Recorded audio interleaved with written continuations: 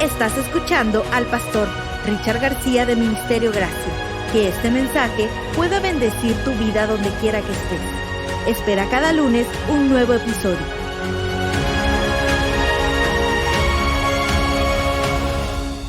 Apocalipsis capítulo 2, versículos 18 en adelante. La palabra de Dios dice: y escribe el ángel a la iglesia en Tiatira, el Hijo de Dios, el que tiene ojos como llama de fuego y pies semejantes al bronce bruñido, dice esto: yo conozco tus obras y amor y fe y servicio y tu paciencia, y que tus obras postreras son más que las primeras. Pero tengo unas pocas cosas contra ti, que toleras que esa mujer Jezabel, que se dice profetiza, enseñe y seduzca a mis siervos a fornicar y a comer cosas sacrificadas a los ídolos. Y le he dado tiempo para que se arrepienta, pero no quiere arrepentirse de su fornicación.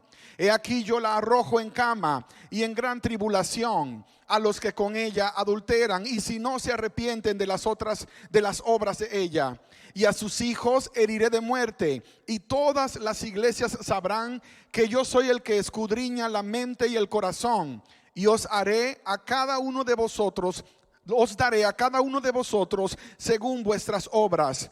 Pero a vosotros y a los demás que están en Tiatira, a cuantos no tienen esa doctrina y no han conocido lo que ellos llaman las profundidades de Satanás, yo os digo: no os impondré otra carga, pero lo que tenéis, retenedlo hasta que yo venga. Al que venciere y guardare mis obras hasta el fin, yo le daré autoridad sobre las naciones, y las regirá con vara de hierro, y serán quebradas como vaso de alfarero, como yo también la he recibido de mi Padre, y le daré la estrella de la mañana. El que tiene oído, oiga lo que el Espíritu dice a las iglesias. Tiatira, la iglesia que comenzó mal, pero terminó bien. Padre, muchas gracias por darnos esta bendición tan grande de poder experimentar tu presencia en esta casa como esta mañana. Ya tarde lo hemos estado gozando. Por favor, que tu Espíritu Santo nos pueda guiar a través de tu palabra, y que podamos entender cuál es la palabra en tiempo presente para nuestras vidas. En el nombre de Jesús te lo pedimos. Amén, Señor. Amén. Yo no sé cuántos de ustedes vienen de un trasfondo religioso, y cuando digo trasfondo religioso no estoy hablando de cristianismo, estoy hablando de trasfondo religioso, porque a veces confundimos el venir de una iglesia muy legalista de venir de una iglesia muy cristiana. Y la mayoría de nosotros, si nos encontramos aquí en esta hora, es porque de alguna manera hubo algunos procesos de Dios en nuestras vidas, cambios que sucedieron que nos han traído hasta este punto, porque de lo contrario usted estaría muriendo del corazón esta mañana, porque cada uno que viene de un trasfondo parecido, de alguna forma extraña rechazó todo lo que era contemporáneo, todo lo que era un cántico nuevo de parte de Dios para la iglesia, todo lo que era una experiencia diferente con Dios.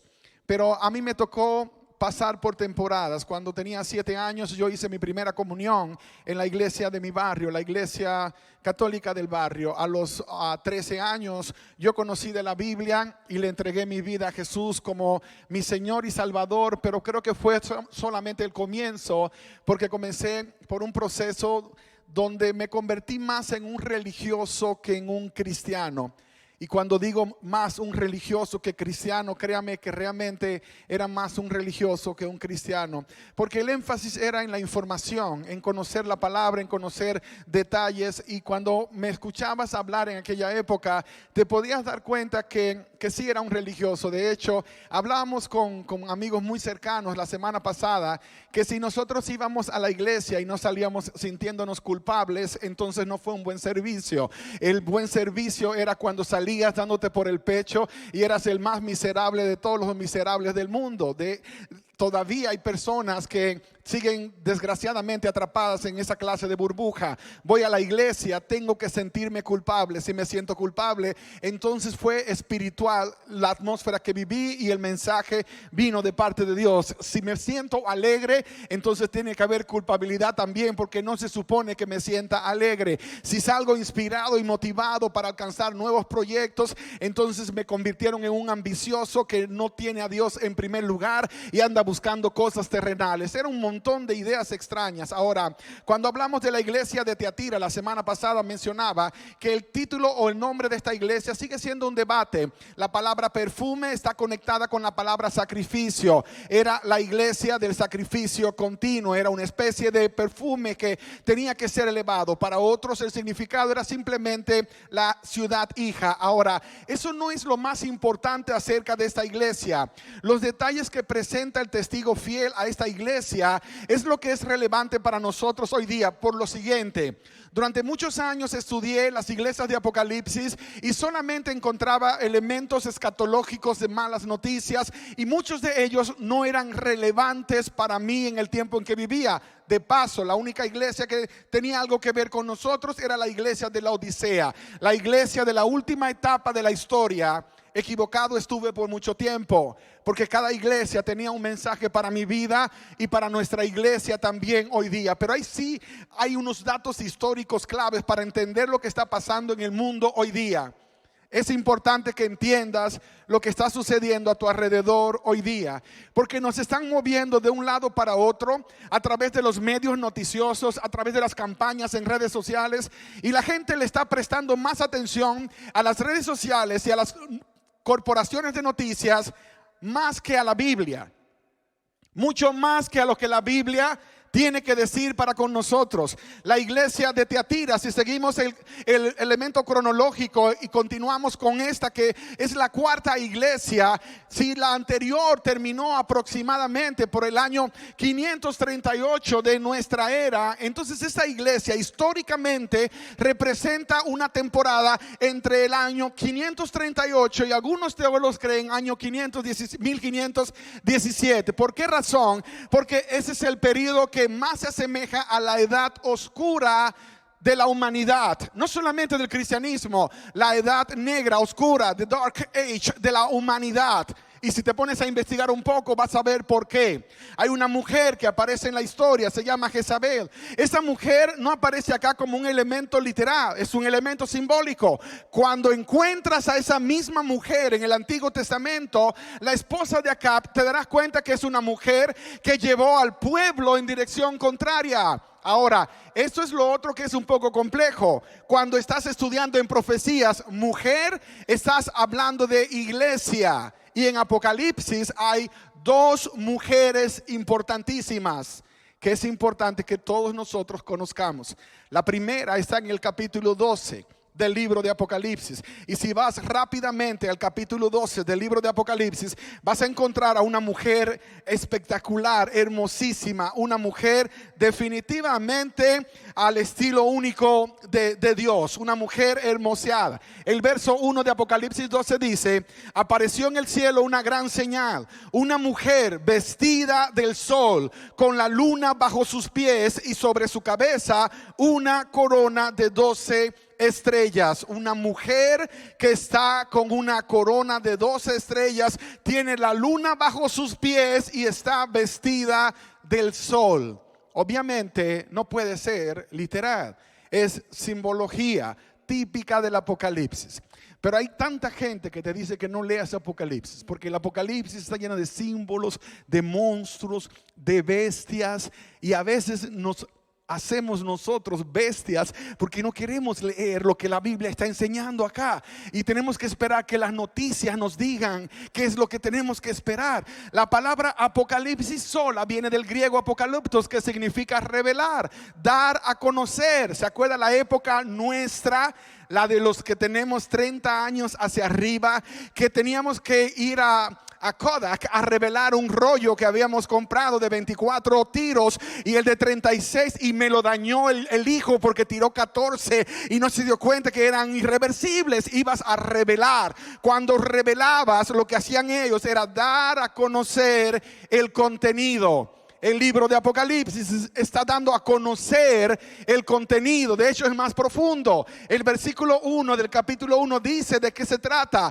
Esta es la revelación de Jesucristo. Lo que Apocalipsis está haciendo es dando a conocer a Jesús en una dimensión más profunda y completa que lo que puedes encontrar en el resto del libro sagrado. Es la clausura, la conclusión, el cierre del libro. Es simple y llanamente algo maravilloso si vas buscando a Jesús. Pero hay mucha gente que solo andan buscando monstruos y bestias, y por eso viven el resto de su vida embestiados, porque para ellos en todas partes esos son los detalles que les interesan. Ahora, tomando eso en cuenta, esa iglesia hermosa que aparece allí, que estaba vestida del sol, no es otra sino la iglesia de Dios, la iglesia de Cristo, la iglesia que Dios estableció desde mucho antes de la fundación del mundo, que comenzó con el pueblo de Israel, mucho antes del pueblo de Israel, por supuesto, pero que continuó con Moisés y con los legados que Dios dejó. Y luego Jesús la llevó a una dimensión mejor todavía. Pero no vayas tan rápido. Si tú lees el verso 2 del mismo capítulo 12, dice: estando encinta, clamaba con dolores de parto en la angustia de alumbramiento. Y el verso 3 dice: también apareció otra señal en el cielo. He aquí un gran dragón escarlata que tenía 7 cabezas y 10 cuernos, y en sus cabezas 7 diademas. Y sigues leyendo la declaración. Ahora, ¿por qué no es tan complicado Apocalipsis? Porque el mismo libro te va explicando lo que significa cada cosa. Si vas al versículo 9 del mismo capítulo 12, ahí te dice quién es el dragón. No tiene nada que ver con dragones y tronos, tiene que ver con otra historia. El verso 9 dice claramente: y fue lanzado fuera el gran dragón, que es ¿quién? La serpiente antigua, que se llama ¿cómo? Se llama Diablo y Satanás. ¿Quién es el enemigo de la iglesia? ¿Quién? El diablo. Cuando tú lees en Zacarías capítulo 3, en el libro de Zacarías capítulo 3, aparece una historia poderosísima también de Josué, el sumo sacerdote. Y dice la palabra que también apareció Satanás, y le llaman el acusador de nuestros hermanos. ¿El acusador de quién? ¿De nuestros qué?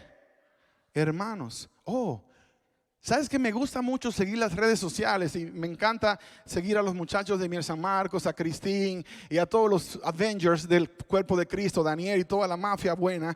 Y cuando veo que ustedes ponen un post, no me pasa tanto a mí, aunque me pasó esta semana. Pusimos un video que de repente 53,000 personas vieron, pero los comentarios que vi hasta me asustaron. Gente hablando por unas cosas tan horribles, tirando cosas contra la palabra, contra mí sin conocerme. Y entonces dije: bienvenido al equipo, qué bueno que te estás juntando con gente que está acostumbrada a lidiar con eso, porque si no entras en pánico. Cuando a veces le ponen esos comentarios, los cristianos, no son los mundanos, entre comillas, son los cristianos, entre comillas, ponen unos comentarios que ni el mismo diablo se molestaría en ponerlos. O sea, el mismo diablo tendría un poco de vergüenza en escribir eso, pero porque la gente sabe que ya viene de él. Pero esos son cristianos, entre comillas, y voy a quitar la palabra cristianos. Son religiosos, y su trabajo es acusar. Ustedes, hijos de Satanás, ustedes que le sirven al diablo, esos son los acusadores de nuestros hermanos. Ahora, cuando tú lees la Biblia y lees lo que la palabra dice en Zacarías, que dice que Satanás es el acusador de nuestros hermanos, y tú encuentras a un hermano acusando y ensuciando a los demás, ¿a quién representa? ¿Representa a Dios o representa al diablo? No me respondas, solamente por un momento piénsalo. No están hablando de parte de Dios, porque ese nunca fue el trabajo de un compañero de batalla. Cuando alguien llega a tu casa para destruir la reputación de alguien más, no está hablando de parte de Dios. Cuando alguien se pone a escribir cosas para dañar a los que están sirviendo a Dios solo porque difieren, no están hablando de parte de Dios. La iglesia de Tiatira era una iglesia que se había apartado de Dios, aunque había un remanente, un grupo de gente que se mantuvo, un grupo de gente que siguió sirviendo a Dios. Pero eso tiene que ver con la idea equivocada de tener poder. Hay gente que mata por tener una posición de influencia. Hay gente que mata por tener una plataforma de influencia. Por eso se tienen que colar y pegar a gente que está sirviéndole a Dios, porque aparentemente creen que eso les da influencia. Porque si ponen un comentario de esos comentarios tontos, entonces aparecen 200 tontos más que le dan like, como creyendo que ese recibió una revelación del Espíritu Santo. La próxima vez que tú vas a atacar a una persona, la próxima vez que le vayas a tirar tierra a alguien, por favor arrodíllate. Y esto lo estoy diciendo no para la gente que está aquí, porque dudo que alguno de ustedes haga esas cosas. Pero si estás aquí, eres de lo que haces esas cosas. El mensaje que el Señor le dice a la iglesia de Tiatira es: arrepiéntete. Mientras tienes tiempo, arrepiéntete.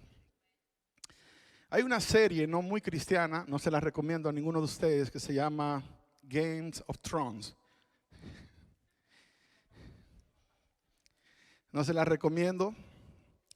Pero yo descubrí que mis hijos la vieron 5 años antes que yo, y yo no sabía que mis hijos miraban la serie.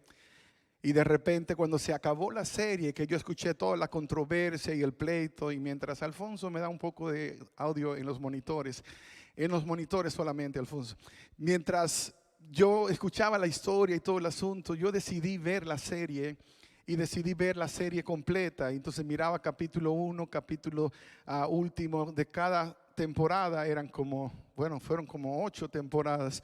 Entonces, por lo menos para tener la idea, no se las recomiendo desde la perspectiva de que tiene un montón de escenas que usted tiene que estar saltando, la salta, la brinca y llega allá. Pero en esencia me impactó mucho, porque es la misma batalla que los seres humanos constantemente están librando: la lucha por el poder, por el estatus, por la influencia. Me muero por tener una posición de influencia, pero ¿para qué la quiero?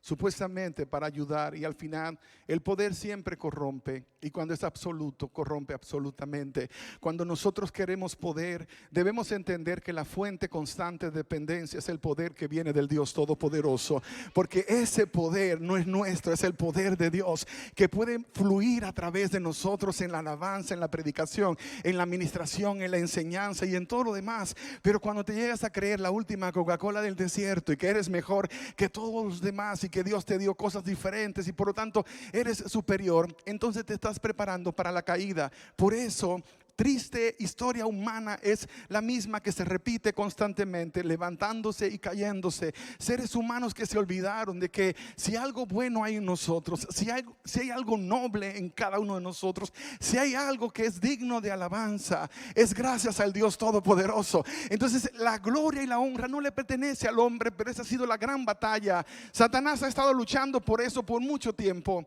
y desgraciadamente en esta temporada de la iglesia, que algunos creen fue la temporada más oscura de la iglesia cristiana, en el año 538, si tú lo buscas un poquito, vas a encontrar que cuando comenzó la nueva temporada del sistema papal bajo un papa llamado Virgilio, comenzó una historia extraña acerca de que el papado se convertía en la cabeza universal de la iglesia y el representante absoluto de Dios en la tierra. Ahora, ¿por qué es importante esto? Porque te va a enseñar un poco de lo que está pasando con todo este cuento de manipulación universal que estamos viviendo hoy día. Año 606, 605 de la historia antes de Cristo, hay una megapotencia que surge, Babilonia, los caldeos. Luego Babilonia cae, y por allá por el año 537, 38 surgen los medopersas. Luego los medopersas también caen, y por el 331 se levanta Grecia con el famoso general Alejandro el Grande. Luego en el 168 se levanta Roma, que dura hasta el 476. ¿Por qué es importante esto? Porque cuando Roma imperial cae, entonces se levanta otra Roma, y es la Roma papal, que durante más de 1200 años legisló el mundo entero y creó un sistema, no un sistema teocrático donde gobierna Dios, sino un sistema de manipulación típico de la Jezabel, esposa de Acab en el Antiguo Testamento. Era un constante deseo de poder, manipulando reyes, gobernantes, todos tenían que someterse. Se inventaron doctrinas como la famosa doctrina del purgatorio, donde si usted no es muy malo, lo mandan a purgarse por un tiempo y con unas cuantas ofrendas entonces lo pueden sacar y lo mandan al cielo, donde un sacerdote tenía el poder para mandarte al cielo o al infierno y te sometías. Todo un sistema de manipulación, desgraciadamente usando el poder político para ejecutar sus fines. Pero Dios también intervino, Dios también metió su mano y Dios también trajo un movimiento de reforma que cambió la historia de la humanidad, y de eso hablaremos la próxima semana. Pero durante esa temporada, ¿cómo sobrevivió la iglesia cuando una parte de la iglesia se corrompió? ¿Cómo sobrevivió? ¿Cómo pudo avanzar? En las montañas de Italia, en los montes del Piamonte, habían hombres como los valdenses que estaban escribiendo la Biblia en pedazos de papel en cuevas para comenzar a vender pedazos de la Biblia. Los vendían no para sacar plata, sino para sacar recursos para seguir escribiendo y que la gente conociera el evangelio, conociera la verdad, cuando una parte de la iglesia se corrompió. Y es la misma historia que miro hoy. Hay un grupo de gente que está sirviendo a Dios, hay un grupo de gente que está predicando la palabra, hay un grupo de gente que está avanzando el evangelio, pero hay otro grupo que está tergiversando, torciendo y dañando, tirándole basura a quienes predican, ensuciando a los que están sirviendo. No tienen otra cosa que hacer. Están tan aburridos que parecen bebecitos. En casa tenemos al más pequeño, el chino. Cada vez que te dice estoy aburrido, es que quiere que le prestes un celular. Cada vez que dice estoy aburrido, es que quiere que le des algo que de alguna manera él no iba a conseguir si no se echaba a muerte. Gente que se está echando a la muerte. Oh, es que me ha ido tan mal. Es que he pasado por el Niágara en bicicleta. Es que he pasado por tantas situaciones difíciles en la vida. Viven teniendo compasión por ellos mismos.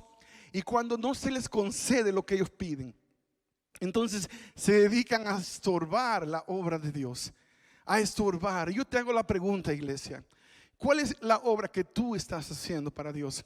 ¿En qué parte del ejército estás peleando? ¿En qué parte estás peleando? Porque hay personas que están en el frente de batalla peleando. Hay otros que están en la retaguardia pero están peleando.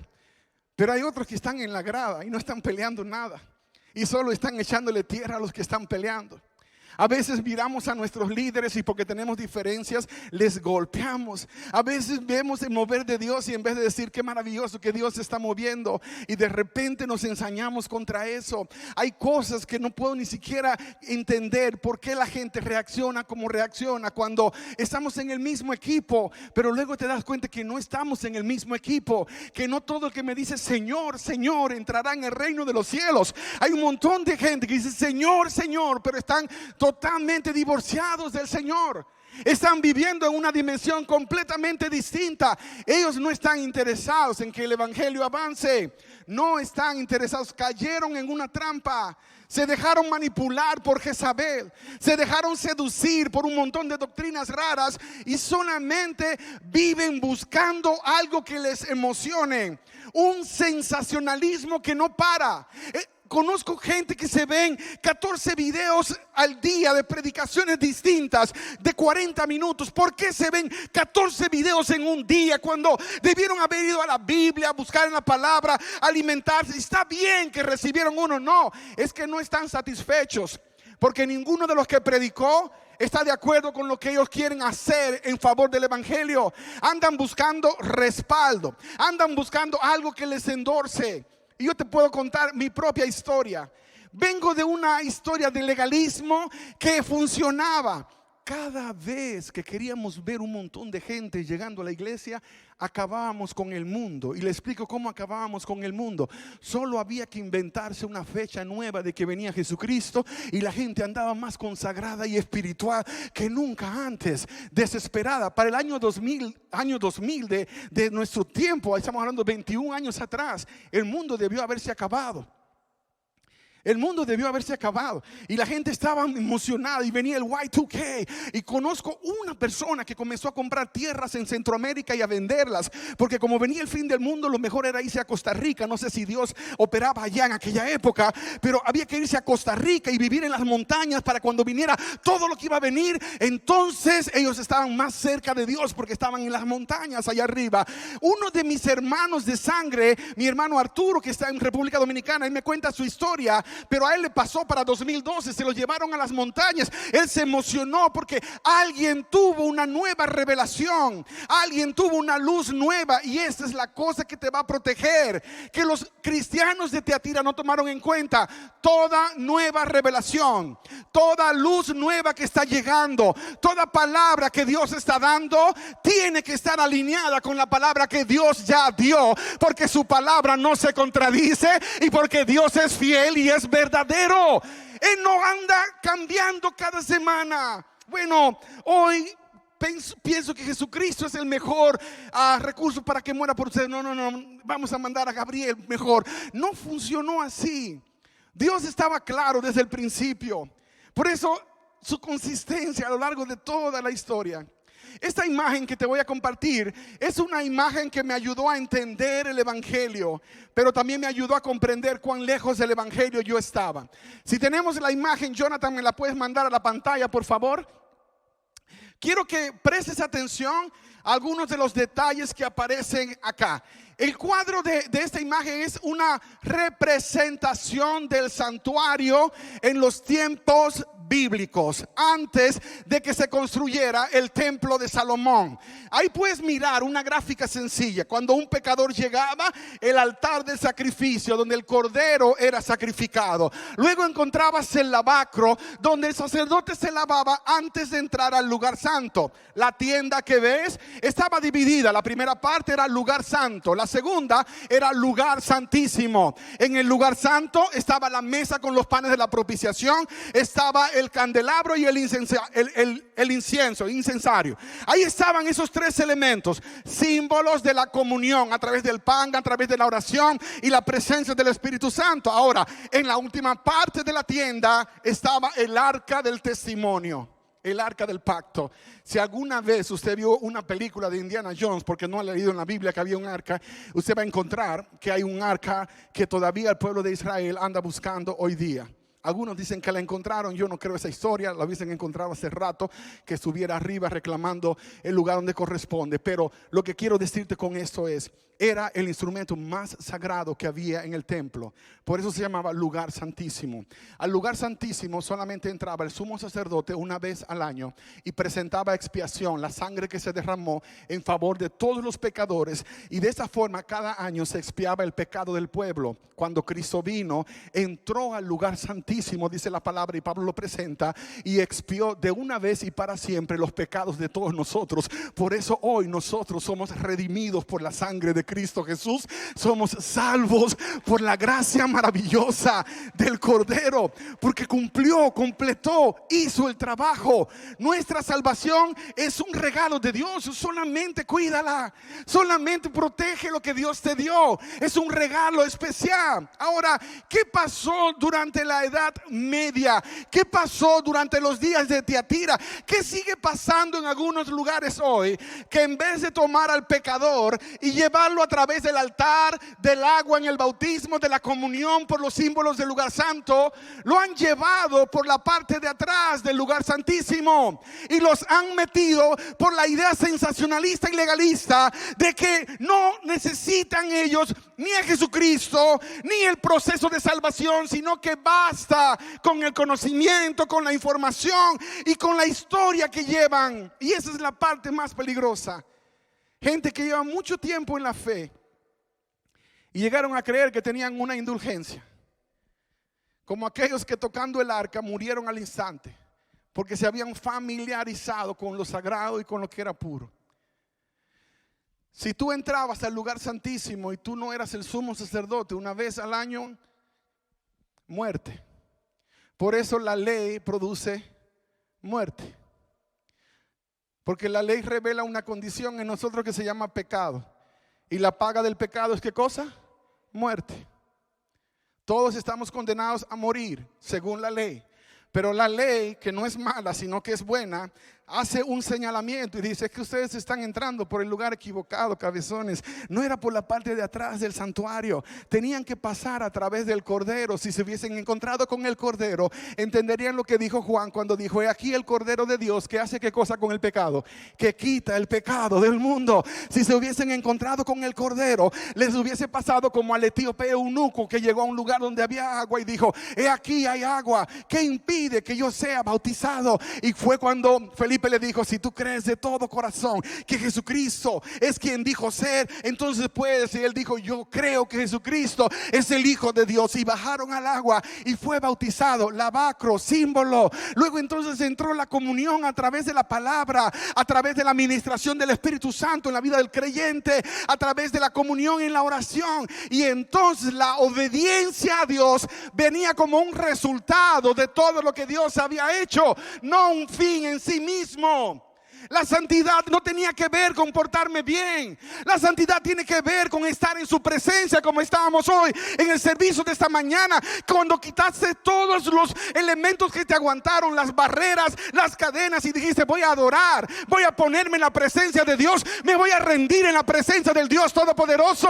Y cuando tú lo entiendes, entonces Dios comienza a obrar en tu vida, tanto el querer como el hacer, por su buena voluntad. Y comienzas a cambiar. Y luego tu mujer dice: pero mi esposo ya no es el mismo, ya no me golpea. Antes me golpeaba, pero ya no me golpea. Hay personas que están un poco confundidas en eso. Hay hombres que dicen: es que la Biblia dice que hay que sujetar a la esposa, y la sujetan a cantazos y le dan sus tablazos y sus pelas, creyendo que están viviendo en la tierra de los talibanes. Si usted piensa así, hay visas disponibles para Afganistán en ese momento que los talibanes están agarrando territorio. Usted tendría que ser un talibán, porque cristiano no es. Dios no te dio esposa para que practiques boxeo. Dios te dio esposa para que la ames, para que la cuides, para que la protejas, para que la cuides, ames, proteja como Él cuidó a su iglesia. Y la encomienda es que la mantengamos limpias y puras, sin manchas. Ese no es el cristianismo que la palabra enseña. Cuando nosotros tuvimos una experiencia con el Cordero y una experiencia con el Espíritu Santo, entonces no tenemos problema con obedecer a Dios. No tenemos problema con agradar a Dios. ¿Por qué? Porque es un resultado. Y esta es la promesa, y con eso voy a terminar, que Dios le da a esta iglesia maravillosa, la iglesia de Tiatira. Le dice: al que venciere y guardare mis obras hasta el fin, yo le daré autoridad sobre las naciones. Yo crecí creyendo que cuando Jesús viniera y estableciera su reino, pues ya el mundo iba a ser una sola tierra santa y solo una ciudad, la Nueva Jerusalén, y ya no hay más nada. Pero mientras más profundizo en la palabra, me doy cuenta que va a haber un tipo de gobierno parecido al que tenemos ahora, pero un poco diferente. Cuando dice la palabra que nosotros vamos a poder tener autoridad sobre las naciones, Apocalipsis capítulo 21 también lo enseña. Puedes leer los últimos versículos. Y todas las naciones de la tierra vendrán y traerán su gloria delante del Señor. Todas las naciones de la tierra. Así que habrá naciones. Vamos a tener reyes. Posiblemente no serán como ahora. Va a ser un gobierno completamente diferente. Pero la Biblia dice que Jesús será en esa nueva generación también Rey de reyes y Señor de señores. Así que vendrán reyes. Me imagino que a un Daniel, capaz que lo pongan como rey de Venezuela. Y bueno, competirías con Puerto Rico, Daniel, como rey de uno de esos lugares. No sé, a Arthur como el rey de Brasil, y a Josh y a Luis, y lo pondrían como los reyes de Guatemala. Quién sabe si a lo mejor aún más, porque Dios va a tomar a los que pelearon la buena batalla, a los que guardaron la fe, a los que acabaron la carrera, y les va a decir: vengan benditos de mi Padre y hereden el reino que fue preparado para ustedes desde antes de la fundación del mundo. Vamos a reinar con Cristo. Los que sobrevivimos a Tiatira vamos a reinar con Cristo. Los que pasamos la etapa de Pérgamo Pérgamo, los que pasamos la etapa de Esmirna, de Éfeso, los que nos mantuvimos firmes, fieles, que no tiramos la toalla aunque la queríamos tirar, que no abandonamos aunque nos caímos. Y quiero que lo comprendas, todos caemos, todos resbalamos, todos pasamos por el valle de sombra de muerte de una forma u otra, pero la gran diferencia es que no nos quedamos en el suelo, que nos tomamos de la mano del Señor y nos levantamos siendo más que vencedores en Cristo Jesús. Esa es la gran diferencia. Al que venciere, no es porque este tiene más talentos, no es porque este es más brillante, no, es porque el cabezón nunca se rindió. Lo tumbaron y se levantó. Lo volvieron a tumbar y se volvió a levantar. Trapearon, mapearon, hicieron de todo, pero nunca se quedó en el suelo. Y llega ese momento, aun cuando las huestes del mal dicen no gasten cartuchos, ya no gasten energía con ese terco. No hay manera que lo podamos derrotar. ¿Y sabes por qué no lo podemos derrotar? Porque su confianza está en el Dios Todopoderoso. No está confiando en él mismo, está confiando en el Señor. Está confiando en el Señor. El día martes viajamos a Monterrey, México, y la verdad que quiero decirles que México debe sentirse muy orgulloso como nación de que no tienen que envidiar nada a países de Europa o Estados Unidos en cuanto a tecnología. Yo no me fui a operar a México porque es más barato, me fui a operar a México porque la tecnología no tiene nada que envidiar acá. Nada que envidiar. Llegamos, pasamos un tiempo hermosísimo, disfrutamos de una temporada lindísima. Mi hermano, una familia muy querida de la iglesia con nosotros, y todos nos fuimos a operar. Éramos 3 para operarse y uno que nos iba a guiar. Parecíamos los 3 ratones ciegos y el que los iba a guiar a los 3 después de la cirugía. Pero fue un tiempo tan hermoso.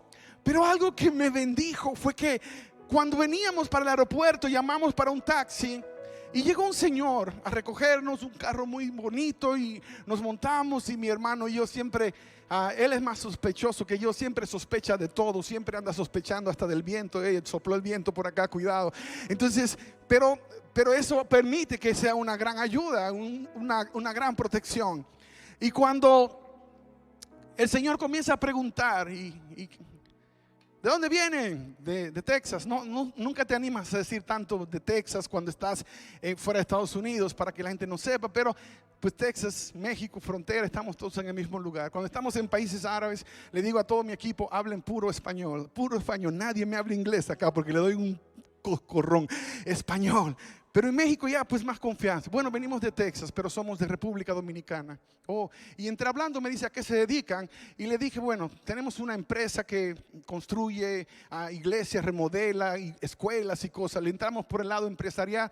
Y yo le decía a mi hermano luego, porque si le digo somos pastores, capaz que lo espantamos de entrada y ya no quiere hablar más. Me ha pasado, y más si es alguien que viene muy así católico, romano, guadalupano, entonces no te dan chance ni decir más nada.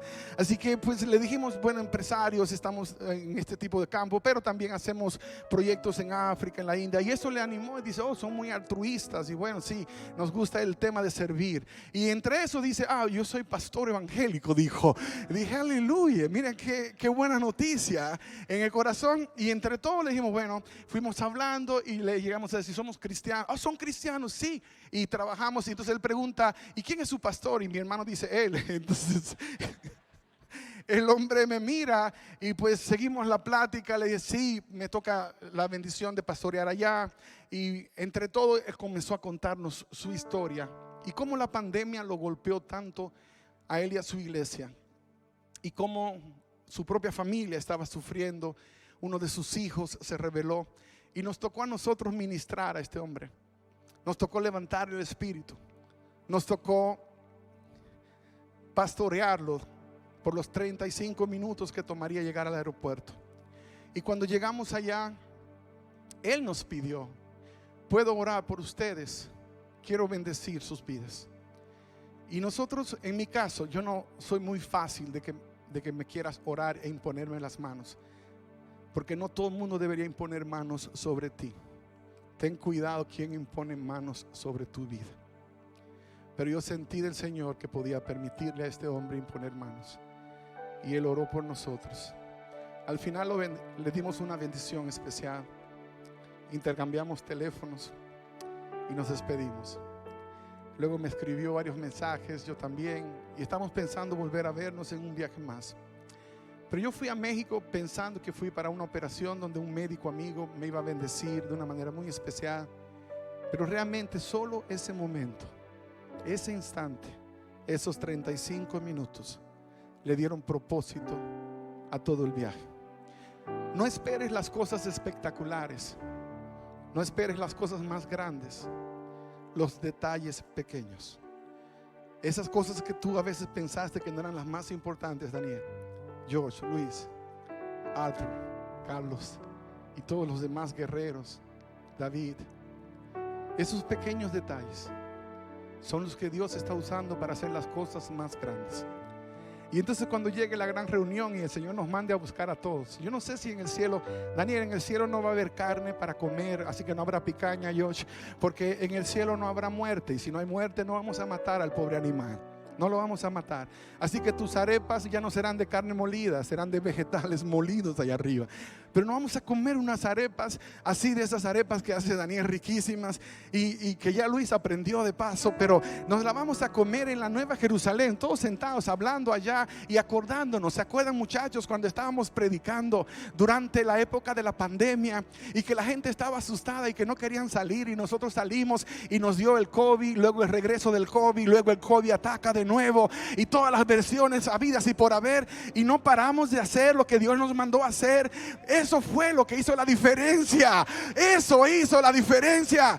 Que no te metiste en la cueva, que estuviste dispuesto. Y yo sé que a todos nos tomó diferentes temporadas. Hay gente que les tomó un año poder asegurar que sus hijos estuviesen en la condición de salir por condiciones preexistentes. Pero lo importante es que saliste a pelear. Y si estoy hablando para alguien que está como en los tiempos de la guerra de Vietnam, que se acabó la guerra y 20 años después estás en la selva todavía, es hora de que confíes que Dios todavía es todopoderoso, que Dios te va a sostener a ti, a tu casa, que Dios te va a levantar. Iglesia, ponte en pie y vamos a cerrar diciéndole al Señor lo que nosotros creemos, pero se lo vamos a decir en alabanza, en adoración, porque no creo que es accidente. Dios vino especialmente porque tiene hoy una obra especial que hacer contigo y conmigo, de restauración. Una obra de restauración. Alguien necesita conocer a Jesús por ti. No puede ser que el dinero que el mundo provee es más importante que Dios en tu casa. Esta semana el video que compartimos, que se hizo viral en la página de la iglesia, es un video sencillo, ni siquiera era la gran cosa. El por qué no voy a la iglesia. Y voy a tener que hacer una segunda versión de este video por esta simple razón: el por qué no voy a la iglesia. Y estoy hablando de las excusas. La razón por la que no voy a la iglesia es porque trabajo, dicen algunos. Trabajo porque necesito dinero. Necesito dinero porque tengo que pagar gastos. Y por ahí sigue la historia. Y gente sin ni siquiera escuchar lo que tenía que decir, tomaron esa primera parte y comenzaron a escribir todas las tonterías del mundo. Pero al final es porque les dolió. Uno me dijo: bueno, es que yo no voy a la iglesia porque trabajo vendiendo pizza, y las pizzas hay que venderlas los sábados y los domingos. ¿Por qué no abren una iglesia domingo de noche para yo ir? Y le escribimos: hay iglesias que están los domingos de noche. Pero para el que tiene una excusa para no ir a adorar a Dios, olvídese que buscará las 20,000 excusas. Sí, la tienen domingo de noche, pero esa no es la que me gusta. Me gusta una que sea diferente. Y buscarán todas las tonterías del mundo. Otro escribió: claro, usted quiere que vaya a la iglesia porque nos quieren sacar la plata. Siempre andan de babosos diciendo que le quieren sacar la plata. ¿Y quién dijo que tenías plata para sacarte? Por eso no vas a la iglesia, porque vives en una miseria constante, que tienes que trabajar y trabajar y trabajar porque no tienes plata. Pero los que ponen una pausa al trabajo y vienen y adoran, siempre tendrán plata, siempre tendrán de Dios, siempre recibirán bendición, siempre habrá una provisión especial de parte de Dios. Siempre habrá una provisión especial. Y yo quiero que cerremos con ese canto que Arthur cantó hace un rato junto con los muchachos, porque yo creo en ese Dios que, si levantamos nuestro rostro a Él, entonces nos ponemos en la condición donde Dios puede hacer el milagro a favor nuestro, en nuestras vidas. y después de cantar esta alabanza. Entonces vamos a cerrar diciéndole: mi Dios, yo sí sé que tú eres real. Yo sí sé que tú eres todopoderoso. Yo te voy a hacer la invitación sencilla. Yo no sé qué es lo que Dios te dijo en esta hora, porque a cada uno nos da una palabra diferente. Pero si lo que Dios te dijo, tú le quieres decir: Señor, yo lo recibo y lo acepto, ven aquí al altar. Yo quiero hacer esta oración reafirmando el pacto y el convenio que estás haciendo con Dios. Es tiempo de reconciliarnos con Dios. Es tiempo de empoderarnos de lo que Dios nos mandó. Es tiempo de tomar esas armas que Dios diseñó para que vayamos y cumplamos, porque Dios es claro en que nunca canceló el llamado que te hizo. Hay unos cuantos de Tiatira que no se rindieron y perseveraron. Fueron el remanente de Dios. Ese remanente de Dios es el que Dios usa para cambiar a toda una generación. Y a ti, a mí, Dios nos llamó. ¿Tú piensas que es un accidente?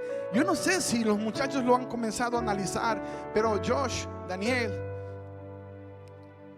yo no conozco ninguna iglesia, Arthur, tú que has estado en muchos lugares, donde se junten tantos locos como ustedes y como nosotros para cada semana hacer una locura para el Señor.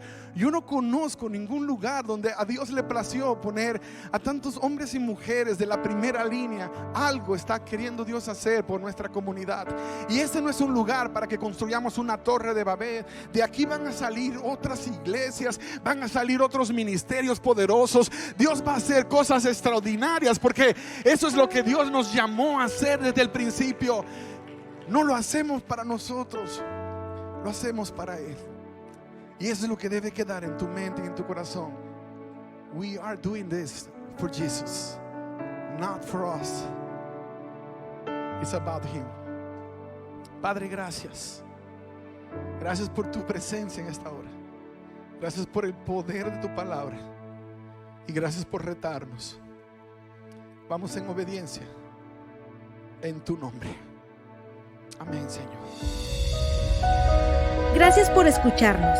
Puedes hacer que esta palabra llegue a otras personas ingresando a ministeriogracia.org/donaciones.